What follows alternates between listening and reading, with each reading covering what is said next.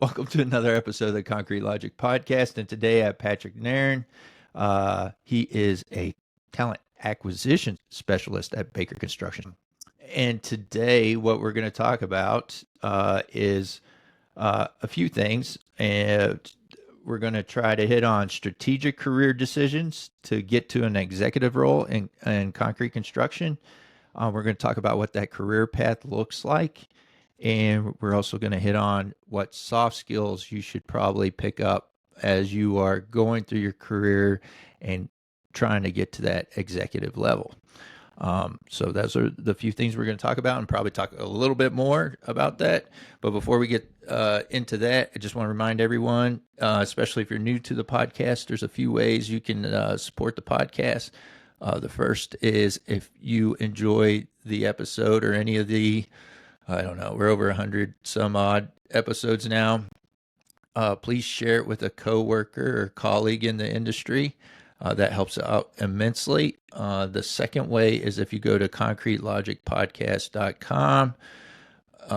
There are a couple ways you can contact me. There's a contact link up near the top of the page. And there's, when you click on that, that's like shooting me an email. And then if you're not an email guy, you like to talk like I do, you can click on, there's a little microphone thing at the bottom right-hand corner of the homepage, and you can click on that, and that's like leaving me a voicemail. And what I'm looking for is for you all to give me topic or guest suggestions. Patrick is someone that reached out to me and suggested to get Patrick on the show. So that's it. I'm being honest with you, it works. So you got to try it. Most of our guests are referrals, so I do appreciate people reaching out and doing that. Another way you can do to support the podcast is there's a donate button on that homepage as well, and you can click on there and you can send some dollars my way, and that helps pay for equipment or other things that cost money to put out a podcast. It's believe it or not, it's not free to put one out. And if you're like, man, I don't want to send you money, I don't want a donation. And when I spend my hard-earned money, I want to get something out of it. Well, if that's you, you can go to concretelogicacademy.com, and we actually have created courses based around the podcast episodes. So you can join that, and there's some quizzes in there you can take, and there's even a course in there that you can take, and we'll send you a certificate, and you can earn professional development hours as well. So if that's your route, please visit that website as well. That's concretelogicacademy.com. All right, that was a lot for me. Well, let's let Patrick talk for a while. So Patrick, if you want to talk about what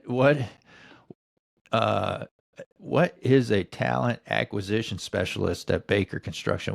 What do you do? Talk a little bit about how you got into that, and then we'll get into those few things that I shared earlier. Awesome. Well, Seth, it is the best job in the world being a talent acquisition specialist at Baker Construction. My job all day, every day is to talk with people about the opportunities that we have at Baker to help progress and move their career forwards. Talking with people in the field, from field engineers, field safety reps, all the way through operations as we continue to grow new positions. So my job is to be in the marketplace representing Baker, offering opportunities to converse about our needs, our growth, and then individuals' careers, where they're at in their outlook over the next 10, 15, 20 years or so, wherever they're at in their career, and see if there's an alignment with what they hope to achieve and what we can provide for them and help them in their growth along that way. So I get to talk to people all day, every day. And I got into this role about 8 years ago when I started an executive search in Asheville, North Carolina at a place called Kimmel & Associates, where they taught me, how to executive search, how to find people who were qualified, could really add value to new companies, and then make introductions that can mutually benefit both parties. Having done that 8 years, worked across the country and has strictly stuck in the cast-in-place concrete market, which eventually brought me to Baker, where our long-term goals there and the things that I was looking to align with myself over the next years to come very much aligned, and now get to speak with people like yourself, our team, and then people across the country about our growth. So if you can't tell, very passionate about it. Yeah. Yeah, that's a cool job. I mean, it's you literally change people's lives. I mean, I mean that's how I got into the industry. Someone actually Mark Mihailovich, you probably know that guy. Yeah. He was Yeah, Mark. Shout out Mark. he yeah, shout out to Mark. Mark found me in Columbus, Ohio, and got me an opportunity with a company in Cleveland. So, no Mark for I guess this 2025. Jesus, 24 years. I guess I've known Mark. So, yeah. So I totally get what you do day in and day out. But I think what we want to talk about today um, is kind of speak to the folks that are maybe younger professionals that are, just getting out of college, or maybe they've been out of college for a handful of years, and they see those executives, those old grizzled guys, maybe have some gray hairs, maybe not.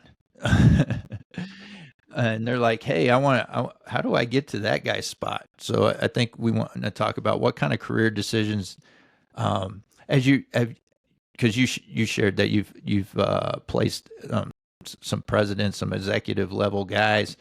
So you probably have insight on what those guys have in common as far as decisions they've made in their career to get them to where they ended up.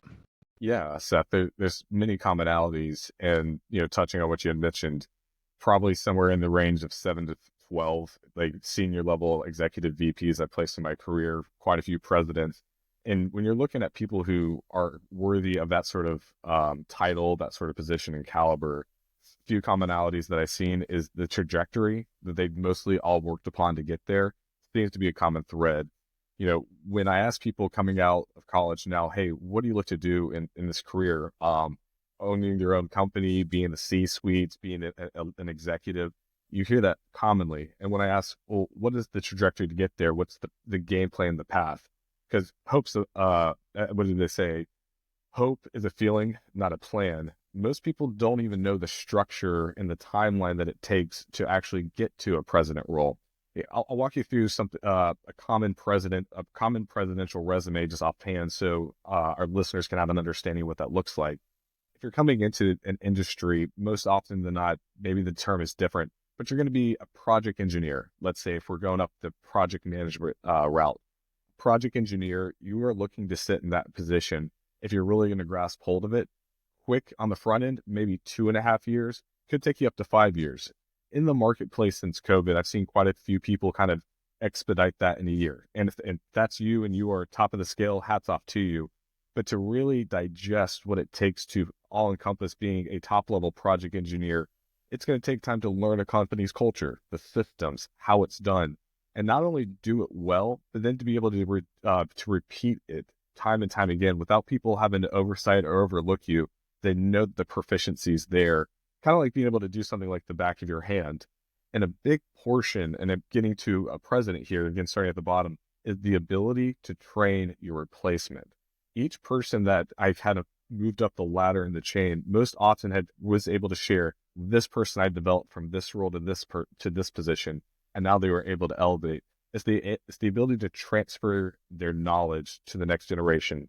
So if we're in a project engineer, to both learn the position, master it, and then be at a point where you can teach someone else to get them to a point of proficiency, 3.5 to 5 years.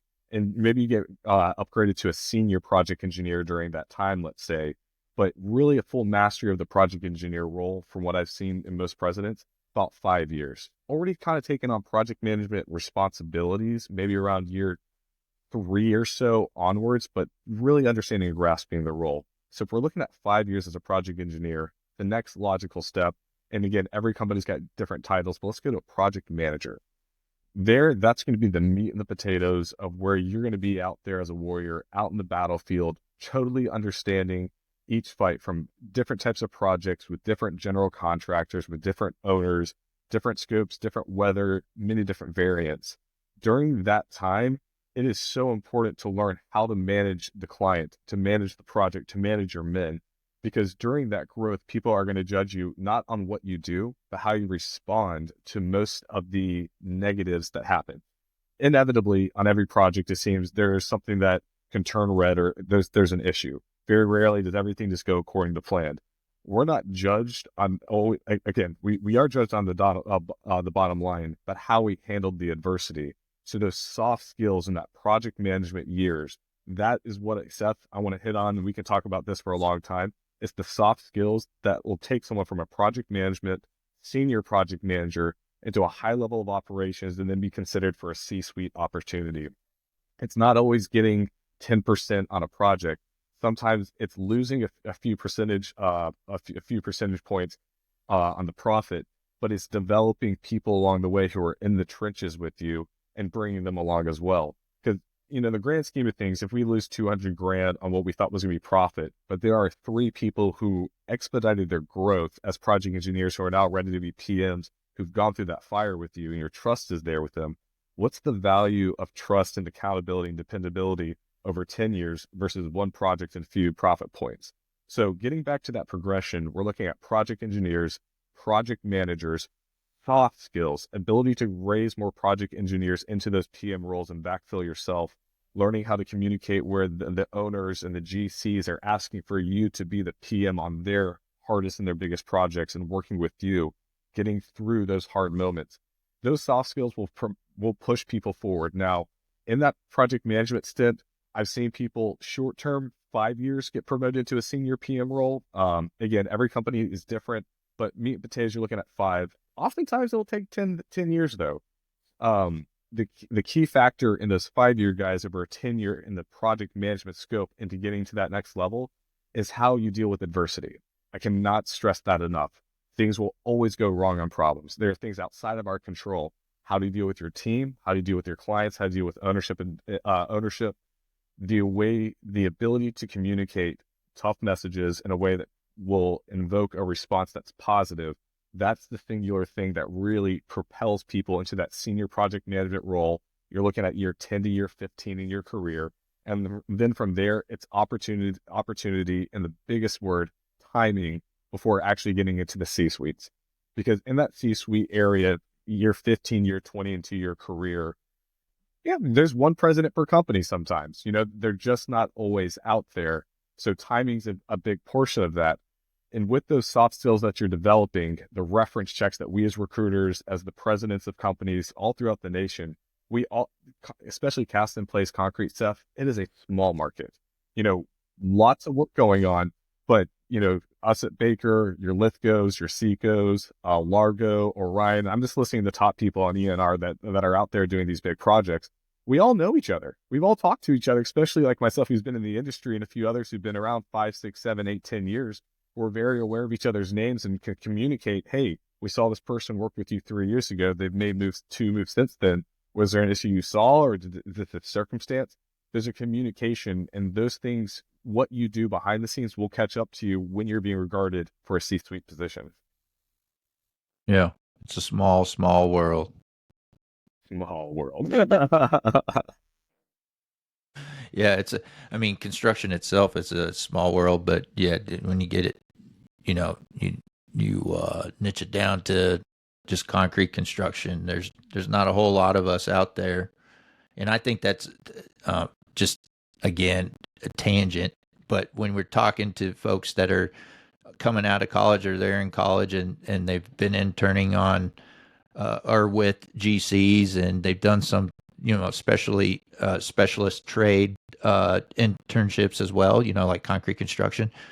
That's what I've told people when they want to listen to me, is why you pick concrete construction is because we're a very small pool compared to the overall construction industry. So I think, like you were saying, if you're one of those top folks, top 1%, that are able to take that career trajectory, that's a big word for me, trajectory, and you're shortening down those times that you shared with us, if it's, from field engineer to PM, if that 5 year period you're able to shrink that down to 2 years. Well, and you do that in concrete construction. I mean, you're gonna stand out because that pool is much smaller than it is in the general contracting world. There's a lot more of those folks versus a concrete contractor. So, Couldn't agree um, with you more. Could not agree with you yeah. more. So So on that growth too, Seth, if you don't mind me to go in, like kind of continuing that train of thought, when we're talking about those positions and growing into that role, sometimes it's provided at a singular place where you can be a one company man for 20 years and work your way in. There's other times where I call it, term that I learned at Kimmel, strategic career opportunities. Like, when is the right time to really leverage where you're at to make a move? Big thing that I always hit on as a third party recruiter before coming over to Baker was, have you talked to your current company about this? Because if you're a top level person and you're looking to move your career moving forward, I think most of our bosses would appreciate that you want more for your career and would love to be put in a position to do that. Often, like, I'd probably say about 60% of the time when I was recruiting and I asked, hey, have you talked to your boss about creating a long-term plan for you? The answer was no. And a lot of those times, those bosses did put positions in place for them to do that. As a recruiter, you'd think that my job is to always bring people onto the team or to the client that I'm working with. But often, and what I try to put my heart into this, is helping individuals to get to where they want to be. If it happens to align with where I'm at, that's awesome. But if it's not, hey, at least can I help you move your career forward? Have you talked to your boss that you're a project manager? Let's say you've been doing it 7 years. Last 2 projects, under budget, on time, like you're doing great. Have you talked about being a senior project manager in leadership? Has he told you the reasons why he hasn't done that? And oftentimes it's just a lack of communication, creating a better picture and a plan, and people get to where they want to be. Just creating the plan in and of itself. So that's where I wanted to share too. If the companies that you're working with or that you're currently at isn't creating a plan for you and can't show you the steps in order to get to where you want to be, that's a flag. Color it what you want it to be. But if they're not showing you their long-term plan, are you a stopgap? Are you just another number on the spreadsheet? Like, what is the value that you bring to the company? What is your long-term value? I'll speak to us here at Baker real quickly. For all of our people, we've invested time and money to learn and be able to track someone from a field project engineer, which is our entry-level role, to a project engineer, senior project engineer, all the way through the steps to becoming a VP, and the core competencies, characteristics, and skills needed, along with the soft skills to show them what the next step is. And also, again, tuning our own horn here, our team does a great job of helping communicate where our individuals are at so they know what's next to be, what's the next step and what they need to get there. And that's a big thing for our listeners today. If they're at a company that's not showing them the pathway to where they want to be, maybe you want to talk to somebody or talk to others about getting in with a company long-term that can develop those skills and that value. Because skills and value isn't dollar signs on a spreadsheet and money coming in. Again, we'll stress the importance of that. But when we're looking at true executive level people, it is the soft skills of how do you communicate? Who have you developed? What does the marketplace say about you when we call your past firms? Would they take you back tomorrow if they had the shot? Or would they say, stay away from that person? And so during those strategic moves, if you're going to leave your current company, make sure that you're learning a skill, a value. You're not just chasing a dollar bill. If you're moving closer to home, getting a little bit more money, I don't hold it against you, but a strategic career move is moving into a position to learn a value that increases your value to both the company that you work for and the workforce as a whole. So if that makes sense, because I know I went on a little bit of tangent right there, but make sure that the career step, the true strategic career moves, put you in a position to learn a skill that your current company is not showing you the path that they're going to teach to you. yeah, no, I think that what I really liked out of what you said was when people reach out to you about a job with Baker, you ask them have you had this conversation with your current employer? I think that's critical because maybe you think it's all coming from your supervisor or whoever you work for that's what's holding you back. But going back to them and saying, hey, I need some feedback. Why am I not being uh, pushed, up through the company? And maybe they'll point out some spots that you need to work on before you reach out to another company, because they're gonna find those weak spots Eventually, you might get through, you might get hired, but eventually those weak spots will come out, and you don't want to make a move without knowing what those are. Great. And you know, as a recruiter, one of the things I've seen people do since COVID was chase opportunities for dollars and for multiple other reasons. But that skill that you had mentioned, that if they had gone to their leadership and said, hey, what's holding me back? Maybe this is a very simple skill that they could have corrected and their value would have increased. But they didn't learn that. So they go to different companies, and that deficiency or lack of skill there, better to say, comes out. It becomes friction with the new company, where at the previous company, you had built up time equity with them and they appreciated that and they would have given you time to work on it. But the new firm, the expectation is higher and their tolerance is lower. So that's where, again, I stress like, hey, you know, if you're going to make a move, make sure it's for the right reasons. Have you given the place that you're leaving ample opportunity for them to give you the best shot to continue your career? $5,000, $10,000 more a year, especially with the way like taxes are now, that's not worth chasing if your company's willing to invest time into you, because your long-term value as a project manager, superintendent, is your ability to be forged in the fire. And if someone's going to give you longer time to be in there without pulling the reins and chucking you to the side, that means more. Like again, those presidents, those high-level guys, they'd stay at places longer than other people, somewhere, 7 to 12 years, but it's because they were in the fire and they were gaining a certain sharpness to them, that when it came time to be an executive or have that conversation, they could talk about the specific experiences where they overcame adversity, rather than just being the ones who hop ship and the adversity and the issue that caused it in the first place was brought out again. And then you're looking at someone who's just taking 2-year jumps in their career, not showing the stability, but it's really them running from their deficiency. Another tangent. So thanks for letting me share that. Yeah, no, that's real insightful. Yeah, it's interesting to hear from your side of things versus, I've never done what you've done. I've been in operations and now I'm in business development. So I've never, I guess we're all asked to help you, assist you, be recruiters, to attract talent. But your insight on that you're sharing is, I'm sure it's going to be helpful. What other things have you seen that are maybe kept people back from getting to that C-suite level? Accountability and dependability.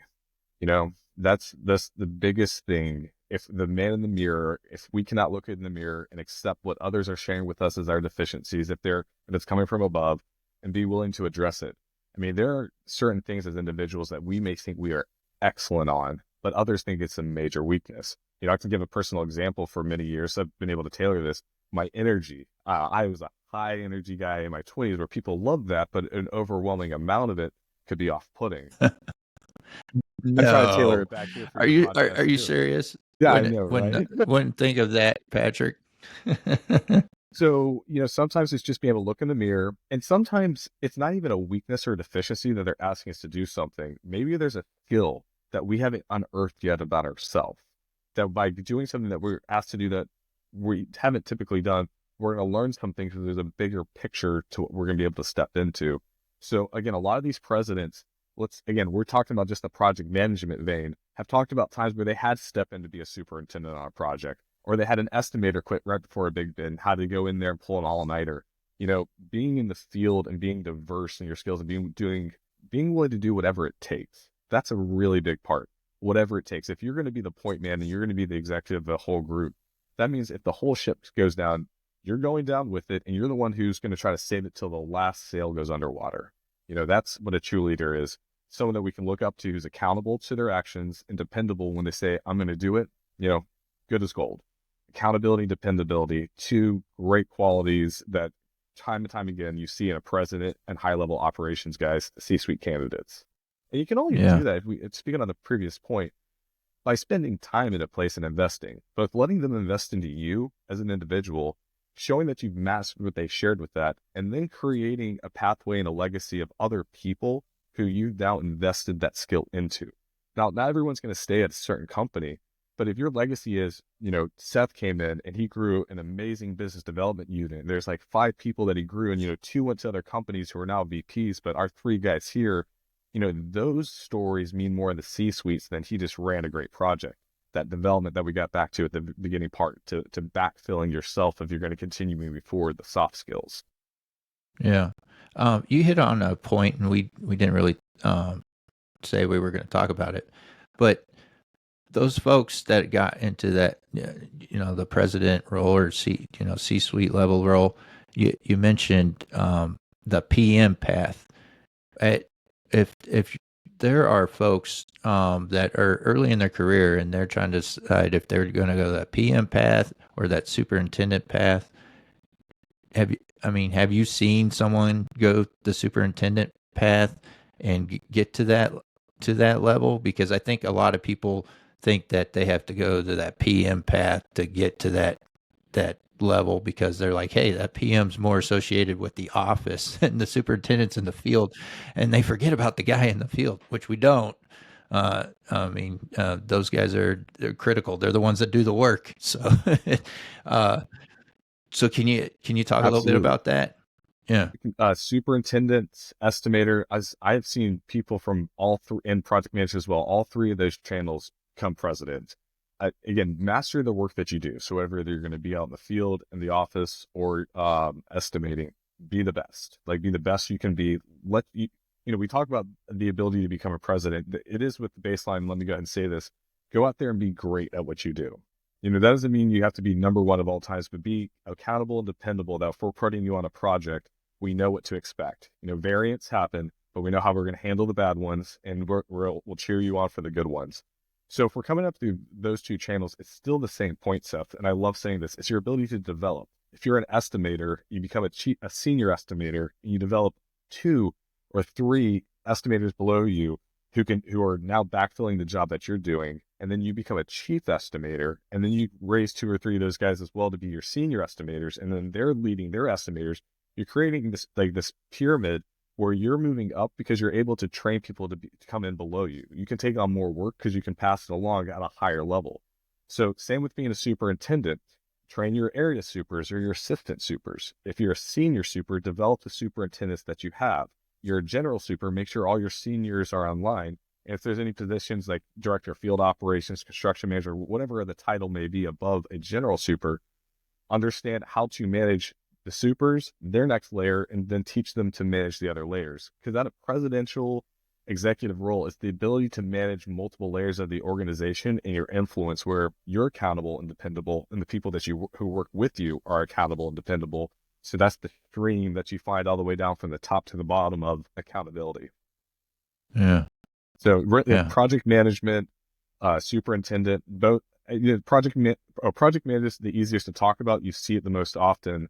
Even at Baker, there are guys who were general superintendents of ours who are now in operations. We both know one of those. I made a placement in Florida many years ago. He was a general superintendent. Now he's the director of a group himself.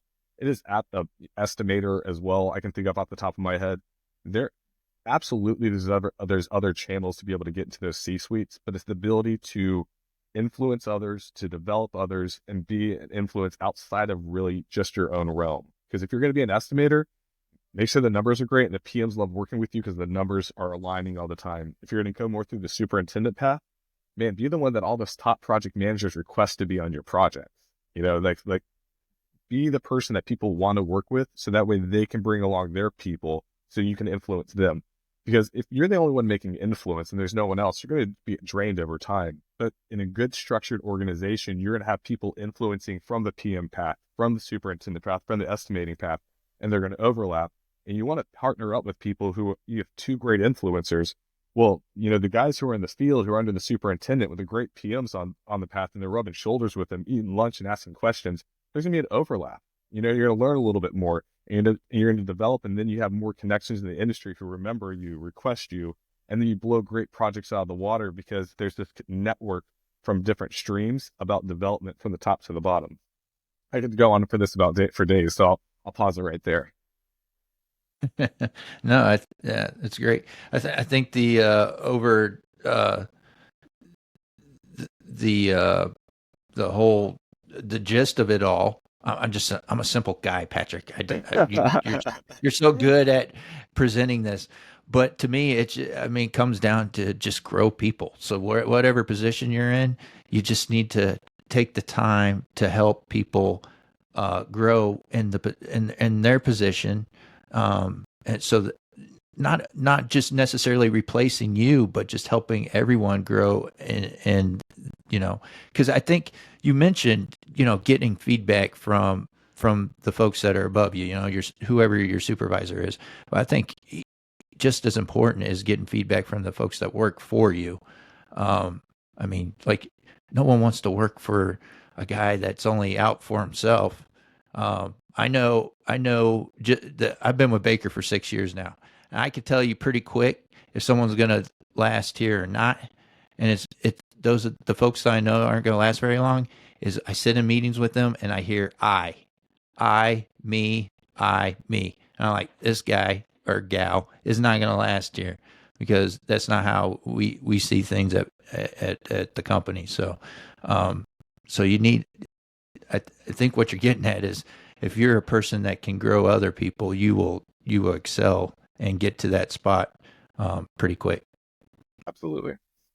Yeah. Absolutely. But I don't think we would do this topic much justice if we don't talk about. Maybe we need to talk about what it's like to be in that position, so people understand what you want it, you're asking for it, but do you know what you're asking for? Can we talk a little bit about what that means? In the position of being in a C-suite position, you mean? Yeah, what's that like? Since you talk to these guys, It is across you the know board, what? Seth. This is, I will, Yeah. great question. If you have the opportunity to interview for a C-suite position, do your vetting. I've heard great stories of people going into operations fully supported, staff, manpower. You have the opportunity to be a leader of men. I've also heard of positions that are C-suite where you are the fire department. And sometimes the Homeland Security, like it is bringing the National Guard, where you're just constantly putting out fires, but your title and the finances are so grand, the ability to actually do the role of managing and growing a unit isn't even presented to you. I was actually speaking with someone about this very, very recently on behalf of Baker, where the candidate was telling me that the position that they were put into was essentially just getting beaten up, where they were dumped with problems. They had a C-suite title, but they had no opportunity to even develop bonds with the project management, the superintendent teams, the estimating teams, because it was just problem solving from day one. Lasted there a few years, like put in his good time, fought the good fight, but ultimately it's like, I need to step back to take a next step forward in my career, because I'm not even able to go and tell somebody what a vice president does, because the position that I'm in isn't what a vice president is allowed to do.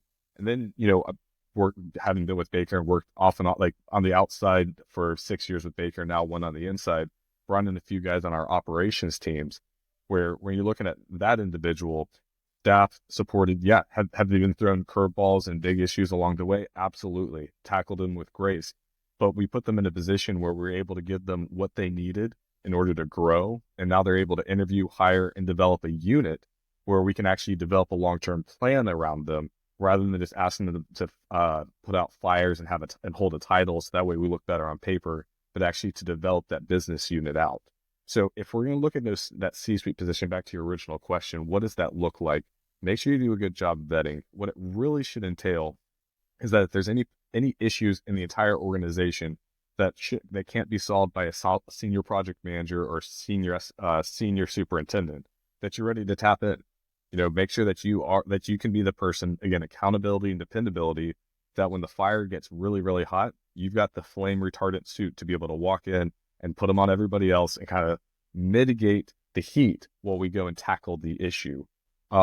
The top guys that I know too, I'll just say this, they are 60 hours a week plus minimum available to their top guys and to their teams and to the units.